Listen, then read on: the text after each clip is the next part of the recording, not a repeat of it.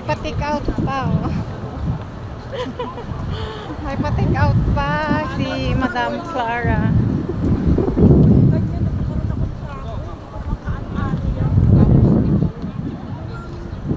Lang kami tapos na naman ang Sunday namin, ang bilis ng oras.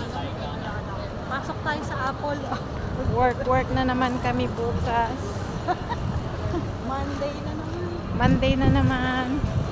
Busy na naman ang araw namin. Work na naman. Kaya nilulubos-lubos namin pag linggo. Kung saan-saan kami pumupunta.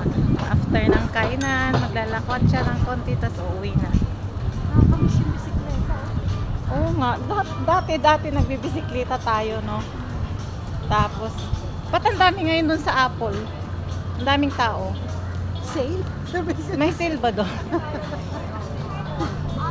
Papasok ba tayo doon sa Apple? Pwede pa tayo doon? Pwede naman na. Wala namang bayad.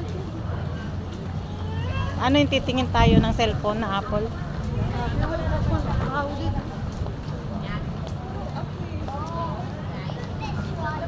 Yung dalawa, oh, nagmamarites sila.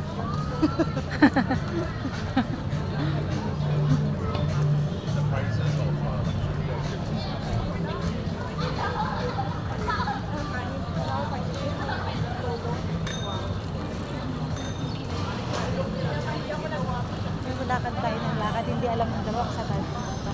Oh, saan ka? Sunod lang sila. Sumusunod naman sila. Magtago tayo, tingnan mo. Saan na yung dalawa? Kaya ka naglalakad sa pupunta yung dalawa. Oo nga. Hindi mo lang nagtatago. Saan kaya nagawi yung dalawa, sabi siguro. Nasunod yun. Tataguan natin sila. Tingnan nga natin. Kasi busy sila nagmamarites eh. Baba tayo dun baba. Tara. Lingon-lingonin mo kung ano itsura nila, kung nakatingin sila sa atin o hindi. Nakatingin? Hindi pa. Ito yung... Baba tayo dun. Wow!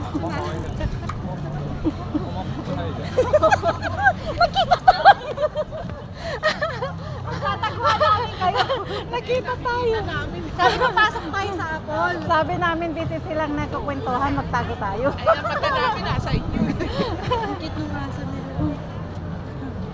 Pasok tayo sa Apple. Ayo, nilalagay sa backpack yung aso. Maging uod tayo ng Apple. Papasok ba tayo sa Apple? Ang gagawin na? Gusto ko sa orange na. Papasok tayo sa Apple, tara. Ay, saan? Nandito na rin.